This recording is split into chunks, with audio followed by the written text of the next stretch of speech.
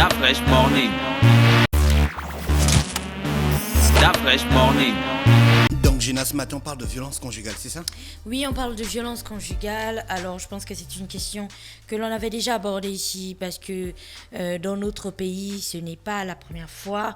Dans ce cas, on va juste le prendre sous l'angle de la violence conjugale, donc du conjoint sur sa conjointe. Mais cela ne signifie pas du tout qu'il n'existe pas de violence de la conjointe vers le conjoint.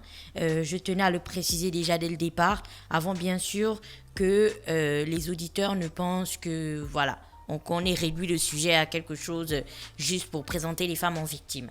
C'est juste qu'aujourd'hui, on va juste parler des femmes qui sont victimes de ces violences-là. Et comme je le disais, ce n'est malheureusement pas la première fois dans notre pays qu'une femme perd la vie sous les coups ou les armes ou je sais pas ce que vous voudrez en fait de son conjoint. Je vais même pas dire mari, de son conjoint. C'est déjà arrivé, c'est arrivé plusieurs fois même et c'est arrivé trop de fois. Sauf que il faut aussi reconnaître que notre pays fait partie de ces pays où la question des violences conjugales ou des violences faites aux femmes est vraiment le genre de question qu'on relaie au dernier niveau. On peut en parler à la journée mondiale de lutte contre les violences faites aux femmes et après plus rien. C'est comme si c'était en fait une sorte de sujet tabou dont il ne faut pas parler du tout. C'est le genre de débat qu'il ne faut pas aborder du tout, même quand on sait que sur une dizaine de maisons, il y en a peut-être plus de la moitié où des femmes subissent soit des violences physiques, soit des violences psychologiques ou même parfois des violences sexuelles dans les quatre murs entre les quatre murs de leur habitation. Donc aujourd'hui, le cas de la dernière jeune fille qui a perdu la vie, donc Saint-Tiche, est encore un autre cri d'alarme ou un autre élément qui devrait permettre à notre société de se poser et de regarder cette question de manière totalement honnête et de réfléchir aux solutions ou aux actions à mettre en place. Alors, comme je le disais en introduction, lorsque je parlais de cette question avec Dafresh ce matin, nous n'avons pas encore la fin de l'enquête qui s'est déroulée auprès d'Élie de Dieu, le présumé meurtrier de la jeune Saint-Tiche. Cependant, on sait déjà que, et là on se base sur le reportage de Gabon Première sur cette question, on sait, et ça a été dit dans le reportage, que le couple était réputé bagarreur, notamment Élie de Dieu qui était violent sur sa copine et qui n'hésitait pas du coup à lui porter main à chaque fois que il était il en avait envie, si on peut le résumer de cette manière-là. C'est pour ça qu'aujourd'hui donc on a décidé de parler de la violence des violences conjugales. Je disais que sur les réseaux sociaux ces derniers jours, depuis bien sûr la publication de ce drame, les avis vont vraiment dans tous les sens. Entre ceux qui ne comprennent pas pourquoi les femmes acceptent ou supportent ce genre d'action, et puis ceux qui ne comprennent pas pourquoi elles ne vont pas se plaindre, et puis ceux qui ne comprennent pas le mutisme de la société, et puis l'inaction aussi de notre société autour de ça. Bref, chacun décide d'y aller en fait de son commentaire. Si on peut se réjouir, je mets ça vraiment de griffe, si on peut se réjouir qu'il y ait au moins durant cette période une discussion autour de ce fait, du fait lié aux violences conjugales, on va très vite déchanter parce que on va se rendre compte que comme chacun des drames qu'il y a dans ce pays, c'est en fait un effet de buzz de trop parce que d'ici une semaine ou 2 semaines, on aura arrêté de parler de ça. Sauf qu'on ne doit pas arrêter de parler de ces questions parce que c'est capital. C'est-à-dire qu'aujourd'hui, lorsqu'on se pose et qu'on aborde la question des violences conjugales, il faut qu'on arrive à se rendre compte que cette question dans notre pays est une véritable épine dans le pied de notre société.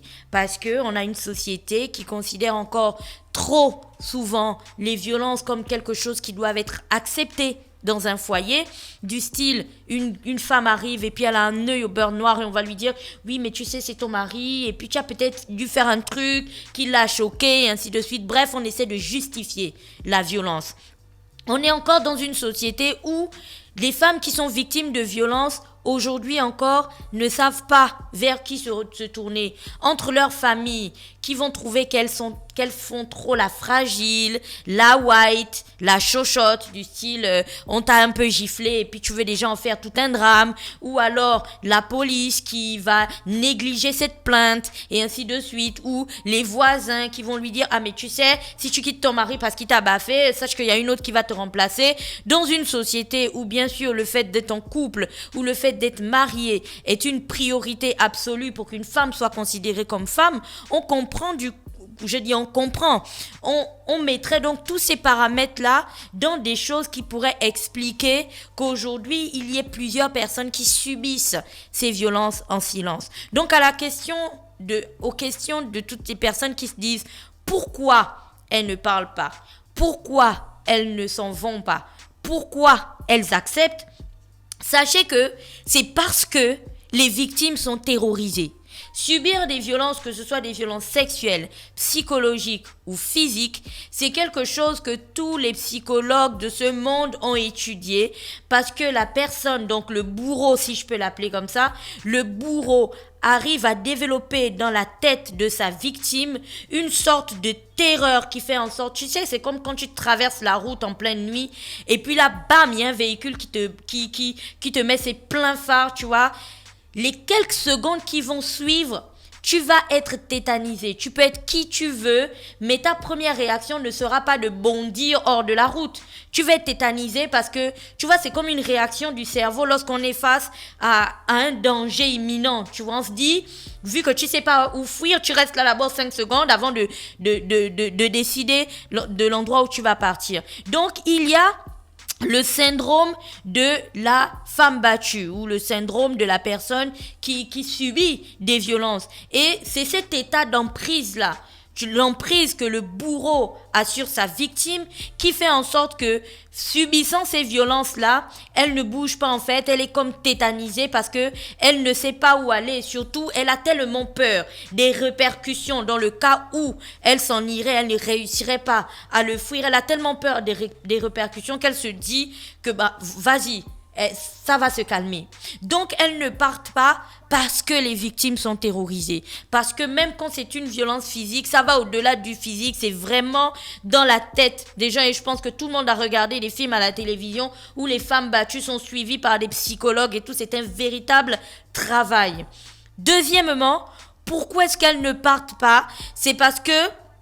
Pourquoi est-ce qu'elles ne portent pas plainte ? C'est parce que ces femmes sont trop souvent mal accueillies au commissariat, à la gendarmerie, bref, chez le chef de quartier, chez qui vous voulez en fait. Elles sont bien trop souvent mal accueillies. Alors, si notre société avait véritablement bien pris en compte la question des violences conjugales, on aurait développé des véritables centres d'écoute même dans les commissariats. Parce que, on l'a vu sous d'autres cieux, aux États-Unis par exemple, la police a un bureau spécialisé pour l'écoute ou pour la réception et puis le traitement des questions de femmes qui sont victimes de violences conjugales. La société, la loi doit protéger la femme. Or, en réalité, si quand tu pars à la police aujourd'hui, ta demande est traitée comme la demande du gars qu'on a braqué et ainsi de suite, ce n'est pas véritablement bien pris en compte. Tu comprends que ce n'est pas achevé. C'est pour ça qu'on dit qu'elles sont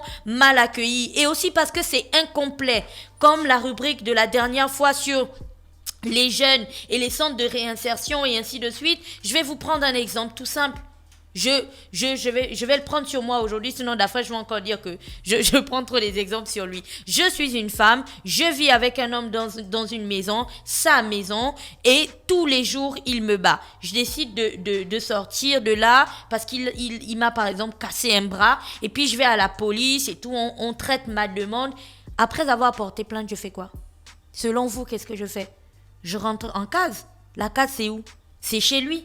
Tu comprends que c'est incomplet la prise en charge et c'est parce que cette question n'est pas véritablement prise au sérieux. Sous d'autres cieux, il y a des foyers pour femmes battues où bien sûr on va t'envoyer là-bas quelque temps, le temps de te trouver, de te trouver par exemple un espace où tu pourras vivre et ainsi de suite. Mais si la femme qui est battue n'a pour seul refuge que la maison de son bourreau, on n'a pas résolu le problème. Enfin, je ne sais pas pour vous, mais que j'aille dire à la police aujourd'hui que tu m'as tabassé, que la police t'envoie une convocation, que moi-même je vienne encore te déposer, et que le soir je sois encore allongé dans le même lit.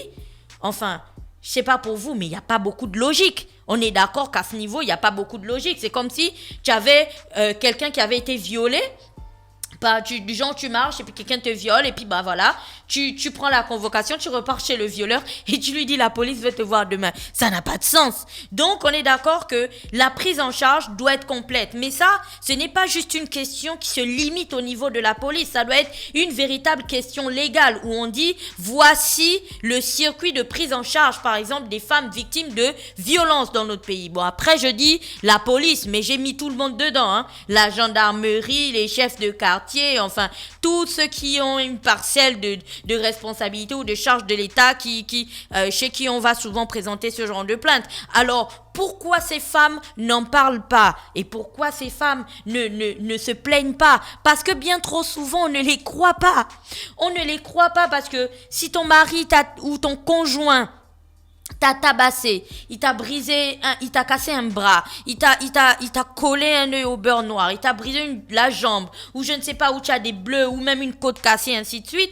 Une fois que tu vas l'expliquer à quelqu'un, même à un membre de ta famille, on va toujours présenter ça comme la go qui est trop sensible. Oui, mais tu sais, depuis la nuit des temps, on a vécu, c'est ça le mariage, c'est ça l'expression, c'est ça le mariage. Quand bien sûr on ne ramène pas la faute sur la personne qui a été battue, peut-être que tu as fait quelque chose qui l'a fâchée, et ainsi de suite, et plein de choses, et du coup elles se disent autant ne pas en parler, et puis surtout au fond d'elles, elles se disent je peux gérer cette question. Après, pourquoi les femmes ne se plaignent pas? Parce que bien trop souvent, même lorsqu'il y a une plainte, les plaintes sont classées sans suite. On va dire qu'il y a une sorte de médiation où on va prendre le mari qui est assis, on va prendre la femme et puis tout le monde s'assoit et puis on va faire du style, bon, on vous conseille que dans la maison, voilà, faut pas faire ce genre de choses, ou parfois, tu vois, on règle ça en famille. Il y a une sorte de conseil où, voilà, on va réunir les deux familles et puis on va discuter de ça. Mais vous comprendrez aussi qu'il y a certains conjoints qui ont, c'est comme de véritables pathologies où la personne, leur conjointe, représente pour eux un véritable punching ball. Donc on décharge toute la pression que l'on a dessus. Ça, il va des coups de pied, des coups de poing et parfois, et bien trop souvent, ça entraîne la mort. Donc c'est quelque chose qui ne peut pas être réglé avec une question de on en parle et puis vas-y, laisse-la tranquille. Combien de fois on a même vu des femmes qui ont été poignardées à plusieurs reprises dans leur maison, quand bien sûr elles n'ont pas pris une balle ou qu'elles n'ont pas été tabassées jusqu'à ce que mort s'en suive. Après, pourquoi les femmes ne se plaignent pas? Pourquoi est-ce qu'elles n'en parlent pas? Pourquoi elles ne portent pas plainte? Parce qu'il n'y a qu'une petite minorité. Donc vous voyez pourquoi j'ai mis les deux. Petite minorité, donc c'est déjà minorité, mais c'est encore petit. Petite minorité d'accusés qui sont traînés du coup devant la justice et dont la procédure en fait suit son cours jusqu'à son terme. Bien trop souvent, c'est long. C'est cher comme procédure, c'est compliqué et tout ça en fait étant donné que ce n'est pas simplifié pour ces femmes-là, elles se disent je ne vais pas m'engluer dans ce genre de choses, je me dis ça va aller, à un moment donné je vais pouvoir gérer jusqu'à ce que mort s'en suive bien entendu. Donc on est d'accord que dans toute cette affaire de violence conjugale, il y a quand même un petit soupçon d'hypocrisie de notre société parce que la société gabonaise nous savons tous que dans notre pays, il y a des cas de violence partout. Parfois, c'est même notre voisine qu'on entend crier durant la nuit. Parfois, c'est la maison d'à côté où on voit comment le mari la traîne littéralement en tirant ses cheveux. Mais qu'est-ce que chacun de nous fait, tu vois ? Pour le cas de Saint-Tiche, les voisins ont dit qu'ils savaient que le couple était, mais ils ont appelé parce qu'ils ont humé une odeur un peu bizarre et que ça faisait des jours qu'ils n'avaient pas vu la voisine. Mais avant, il y a personne qui allait à la police pour dire que écoutez, moi je vis à côté d'une maison et puis je trouve que la jeune fille qui vit avec son conjoint est battue tous les jours. Tu vois que c'est une question de prise de conscience aussi et de non-acceptation de la violence. C'est-à-dire là, on n'est pas au niveau de notre occupation t'occupes pas des affaires qui ne te concernent pas. On est au niveau de, si tu es voisin ou que tu connais quelqu'un, ça peut être ta soeur, ta copine, ou alors la copine de ton frère, et ainsi de suite. Et tu sais qu'elle est violentée, qu'elle est victime de violence et ainsi de suite, bien trop souvent, on garde le silence jusqu'à ce que la personne meure et qu'ensuite on vienne dire oui, mais en fait, la vérité, c'est que ils étaient violents depuis, ils avaient des problèmes depuis. Non, il faut que notre société commence à intégrer la non-acceptation de la violence. Donc ça va d'abord par une prise de conscience totale de tout le pays, de toute la population. On doit tous comprendre aujourd'hui que tabasser les autres ou alors les poignarder, je ne sais pas, surtout quand là je parle bien sûr du couple, que ce soit la femme qui tue l'homme et tout, parce que ça aussi c'est déjà arrivé, ou l'homme qui tue la femme et ce genre de choses, ou des bagarres à tout va et tout. Ben ça ne passe pas. Et deuxièmement, on ne peut pas aujourd'hui se dire que cette question va être réglée sans prise de conscience ou sans prise en charge directe ou sans s'adosser sur des textes législatifs où on se dirait que la loi dit ça, voilà ce qui est prévu lorsqu'une femme est victime de violence, voilà la procédure, voici les outils que l'État ou que le gouvernement ou que le Gabon a pris en charge pour accompagner ces femmes-là. Et voilà, si on n'a pas tout ça, si on n'a pas toute cette batterie de choses, on continuera à s'émouvoir de drames lorsqu'on les verra et ensuite ils seront rangés dans la catégorie de faits divers, histoire qu'on en parle quelques années plus tard et qu'on se dise « Ah ben oui, mais c'était tragique, hein. Ah ouais, mais sinon, tu as du café ?» Et on oublie, tout simplement, on passe à autre chose. Or, ce genre de drames ne peuvent pas nous faire passer à autre chose. Notre société est en train de véritablement prendre une tournure qui n'est pas bonne du tout. Et là, on n'est pas en train de vous parler de vieilles personnes. Enfin, tu as vu la tranche d'âge des personnes qui ont été citées dans cette affaire. On est à peine dans la vingtaine, ils n'ont même pas 30 ans. Tu comprends qu'il y a un véritable problème qu'aujourd'hui on doit regarder, qu'on doit regarder bien en face. Et si on ne regarde pas cette question bien en face, on continuera à accumuler les drames. Et si vous avez envie de savoir de quel drame je parle, recherchez juste sur Google, vous allez voir tous les faits divers que le Gabon a déjà recensés sur la femme qui a tué son mari ou le mari qui a aligné des bastos à sa femme, à ses belles-sœurs et à sa belle-mère, ou alors X qui a bastonné sa femme jusqu'à ce que mort s'en suive. Enfin, les exemples font légion. Et puis, il y a un chapelet de drames que vous pourrez retrouver. Donc, ne demandez pas de statistiques parce que bien sûr, au Gabon, il n'y a pas l'Institut de la statistique qui te dira que en l'an 2020, il y a exactement 40 femmes qui ont été tuées par leur mari et blablabla. On va toujours se baser sur les articles de presse qui remontent ces histoires-là. Cependant, cela ne signifie pas que les articles de presse recensent la totalité de ces faits. Parce qu'il y a des personnes qui vivent ces mêmes choses-là, qui parfois se passent à l'intérieur du pays, qui parfois se passent dans des villages et qui ne remontent pas. Donc ce n'est pas parce que c'est pas dans l'Union ou que c'est pas passé à Gabon première que ça n'existe pas, par exemple. C'est une véritable question qui est nationale. C'est quelque chose qu'on doit regarder bien droit dans les yeux aujourd'hui parce que la question de la violence faite aux femmes doit aller au-delà de la simple célébration de la journée mondiale des violences faites aux femmes. Il y a des gens qui vivent de véritables drames et on doit arrêter de les prendre comme de vulgaires faits divers et puis passer à autre chose. Voilà. Merci Gina qui est avec nous ce matin sur les 104.5 Urban FM, la station urbaine dans le Da Fresh Morning. Da Fresh Morning.